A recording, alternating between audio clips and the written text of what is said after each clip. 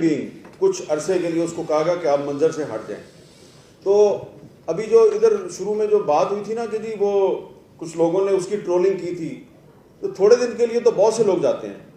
हम इस चीज़ के ऐनी शाहिद हैं कि वो कुछ अरसे के लिए बहुत शदीद इसरार पे थोड़े अरसे के लिए कुछ दिन के लिए उसको कहा गया था कि आप मंजर से हट जाएं। और अभी ये 1.5-2 घंटे पहले एक डिप्लोमेट जो है, वेस्टर्न डिप्लोमेट, वो भी मुझे यही बता रहे थे। तो मैंने उसको कहा कि हाँ आप सही कहते हैं, हमारे साथ भी उसकी यही बात हुई थी। वो पाकिस्तान से नहीं जाना चाह रहा था, लेकिन फिर उसको कहा गया कि हिकमत का मुजाहरा करो, थोड़े दिन के लिए चले जाओ। तो यहाँ पे बड़ी बात हुई है जी, मैं ज़्यादा लंबी बात नहीं करूँगा। इधर एक हिकमत अमली बनाने की बात हुई है कि स्ट्रेटजी कैसे बनाई जाए कि अरशद शरीफ को इंसाफ कैसे दिया जाए। यहाँ पे इमरान रियाज साहब जो हैं उन्होंने बिल्कुल सही कहा कि सियासतदान जो हैं वो तो इस काबिल नहीं है कि वो सहाफ़ियों की ज़िंदगी के लिए ख़तरात बने, लेकिन वो कभी कभी सहूलतकार बन जाते हैं। तो सियासतदान जो है उसमें वाकई जुर्रत तो नहीं होती, लेकिन वो अपनी कमज़ोरी और बुज़दिली की वजह से सहूलतकार ज़रूर बन जाता है। तो उसको सहूलतकार नहीं बनना चाहिए। हमारे यहाँ पे एक दोस्त ने भी बात की, सलीम सादी साहब ने, कि उन्होंने बहुत से नाम लिए, बहुत से सहाफ़ियों के नाम लिए कि अगर उनके मुकदमा कत्ल या उनकी शहादत की तहकीकात की जाती, उसमें हम अगर अपनी इत्तेहाद का मुजाहरा करते तो शायद अरशद शरीफ को भी शहीद ना किया जाता। इस हवाले से भी मैं आपको एक चीज़ बताना चाहता हूँ। जब 2016-17 में अरशद शरीफ शहीद ने इस्लामाबाद हाई कोर्ट में एक पिटीशन दायर की, और उनके वकील थे शबीर साहब, शायद उनका नाम था। तो उन्होंने एक पिटीशन दायर की कि जी जो हामिद मीर पे जो अटैक हुआ था तो उसकी जो इंक्वायरी रिपोर्ट है वो पेश की जाए। अच्छा, अब मैंने जब वो अखबार में ख़बर पड़ी तो आमिर मतीन के घर में अरशद शरीफ को मिला। मैंने उसको कहा यार आप ने पिटीशन दायर किया? कहते हैं हाँ जी की है। तो अब मैंने उसको पूछा यार खैरियत है, आपने क्यों पिटीशन दायर? उसने कहा जी किसी भी कमीशन का पता ही नहीं चलता, रिपोर्ट ही नहीं आती। तो कम से कम एक ये कमीशन है, इसमें सुप्रीम कोर्ट का चीफ जस्टिस जो है वो उसको हेड कर रहा था, उसकी सरबराही कर रहा था उस कमीशन की, तो ये रिपोर्ट तो आनी चाहिए ना।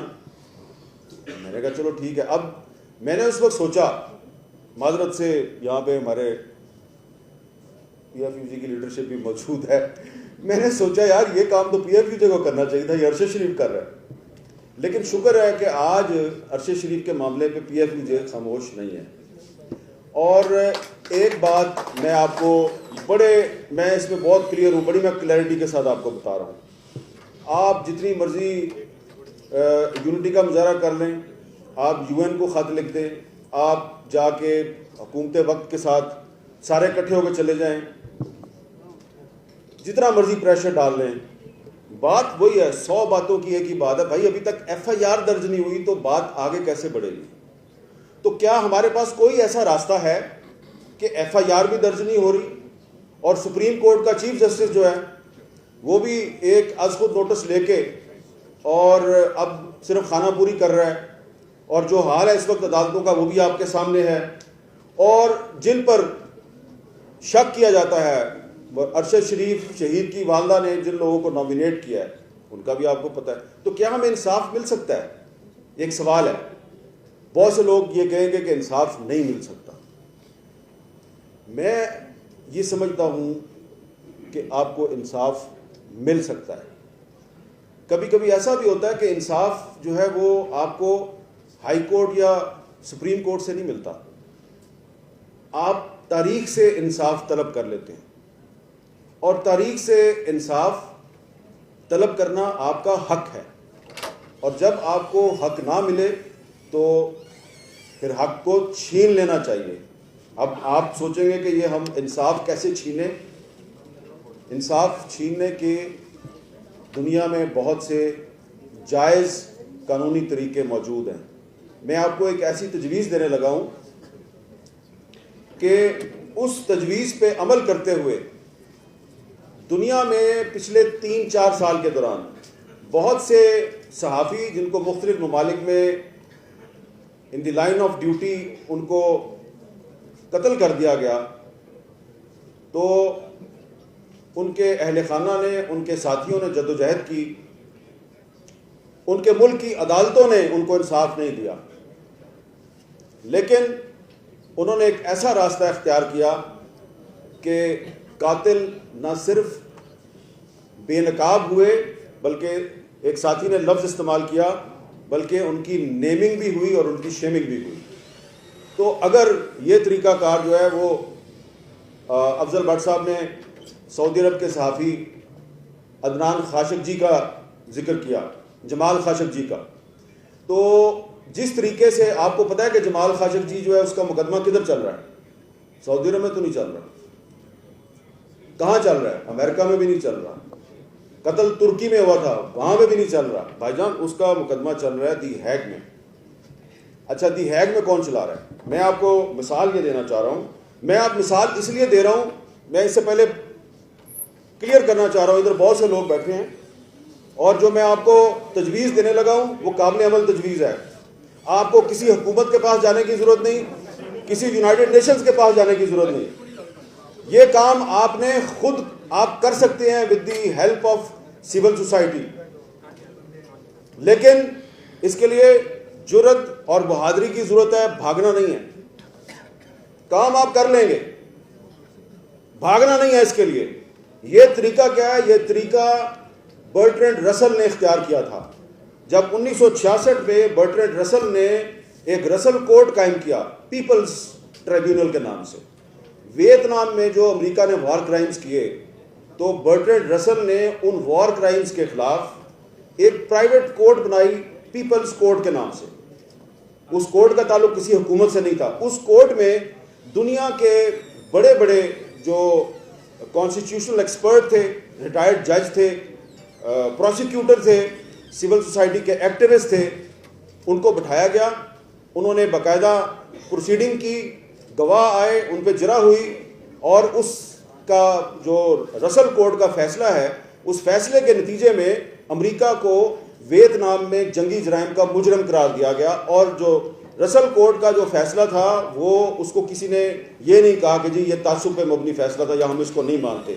और उस रसल कोर्ट के फैसले के बाद अमेरिका वियतनाम से अपनी फौज निकालने पर मजबूर हुआ था। उस रसल कोर्ट को बाद में पीपल्स ट्रिब्यूनल का नाम दिया गया।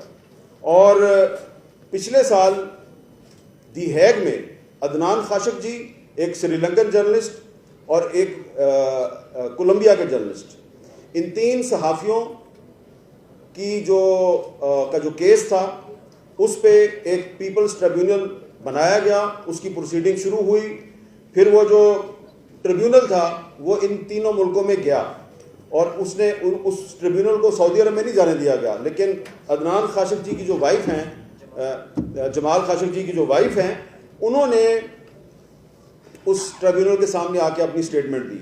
तो इसमें यह नहीं होता कि आप अपना जो ज़ाती मौक़िफ़ है उसको आप फैसला बना के अनाउंस कर दें, ऐसा बिल्कुल नहीं होता।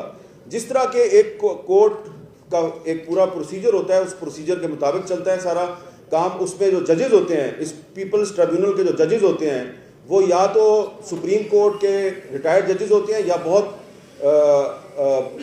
अच्छी इंटेग्रिटी और साख वाले प्रोसिक्यूटर्स होते हैं। तो उनकी तो पाकिस्तान में कमी नहीं है। तो अब आपने करना क्या है?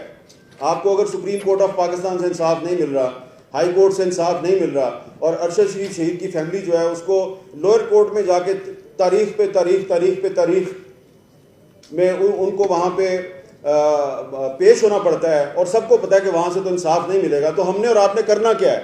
बड़ा सिंपल है। आपने Pakistan federal union of journalist ने और दीगर जो स्टेक होल्डर्स हैं, आपने supreme court bar association, Pakistan bar council, human rights commission of Pakistan, reporters without border, committee to protect journalist और फ्री प्रेस अनलिमिटेड, इन सब के साथ मिलकर एक मीटिंग करनी है। ये इसलिए मैंने नाम लिए हैं कि जो दी हैग में जो पीपल्स ट्रिब्यूनल बनाया गया है, जो दुनिया के मशहूर सहाफ़ियों के कत्ल के मुकदमात की समाअत कर रहा है, उस पीपल्स ट्रिब्यूनल को बनाने में RSF, reporters without borders, CPJ और फ्री प्रेस अनलिमिटेड, इन 3 तंजीमों ने उनको इकट्ठा किया। और इन 3 तंजीमों के साथ अगर आपका राब्ता नहीं है तो मैं आपका राब्ता करवा देता हूँ। मैं खुद पिछले साल दी हैग में मुझे भी बुलाया गया था, मैं भी वहाँ पे गया था और मैंने भी वहाँ पे बात की थी। तो ये कोई मुश्किल काम नहीं है। आपने पीपल्स ट्रिब्यूनल बनाना है, आपके पास बहुत बड़े बड़े लॉयर्स हैं, आपके पास बहुत बड़े बड़े जजेस हैं, लेकिन उसमें होगा क्या कि उसको बिल्कुल उसी तरीके से चलाना है जैसे कि एक प्रॉपर कोर्ट चलती है, और उसमें आप अपना जो प्राइम सस्पेक्ट है, मुलजिम, जिसका आप सबको पता है मुलजिम कौन है, वो मालिक साहब ने एक मुलजिम का नाम लिया है, ठीक है, वो भी होगा, उसका नाम एफ से शुरू होता है, मेरा ख्याल है मुलजिम का नाम तो बी से शुरू होता है, तो ठीक है, दोनों को हम मुलजिम समझ लेते हैं। तो जितने भी मुलजमान हैं उन मुलजमान को बाकायदा हम समन भेजेंगे, पीपल्स ट्रिब्यूनल की तरफ से उनको ख़त लिखा जाएगा कि इतने फ़लाँ दिन इतने बजे फ़लाँ जगह पे हमारी समाअत होगी, हमारी प्रोसीडिंग होगी, आप आएँ और अपना मौक़िफ़ दें। अगर वो नहीं आते तो अपना वकील भेज दें, अगर वकील नहीं आता इसका मतलब है गिल्टी। तो जिस तरह जो रसल कोर्ट का फैसला था, जो पीपल्स ट्रिब्यूनल था, उसके फैसले की बुनियाद पे अमेरिका जैसी एक सुपर पावर वियतनाम से अपनी फ़ौज निकालने पे मजबूर हुई थी। तो मैं समझता हूँ कि अगर आप पाकिस्तान में पीपल्स ट्रिब्यूनल बना दें और अरशद शरीफ शहीद का जो केस है उसको प्रॉपर तरीके से वहाँ पे आप चलाएं, तो उसके बाद ना सिर्फ अरशद शरीफ को इंसाफ मिलेगा बल्कि उसके बाद सलीम शहजाद को भी इंसाफ मिलेगा, मूसा खान खैल को भी इंसाफ मिलेगा और हयातुल्ला खान समेत उन 160 मीडिया वर्कर्स को भी इंसाफ मिलेगा कि जिनको आज तक इंसाफ नहीं मिला, जिसका जिक्र अफजल भट्ट साहब यहाँ बार बार कर रहे थे। तो ये कोई मुश्किल काम नहीं है, इसके लिए किसी हुकूमत के पास जाने की ज़रूरत नहीं है, किसी यूनाइटेड नेशंस के पास जाने की ज़रूरत नहीं है, ये काम आप कर सकते हैं। हम हाजिर हैं आपका ये काम करने के लिए, लेकिन इसके लिए आपको सिर्फ थोड़ी सी जुर्रत और थोड़ी सी बहादुरी की ज़रूरत है। बहुत बहुत शुक्रिया।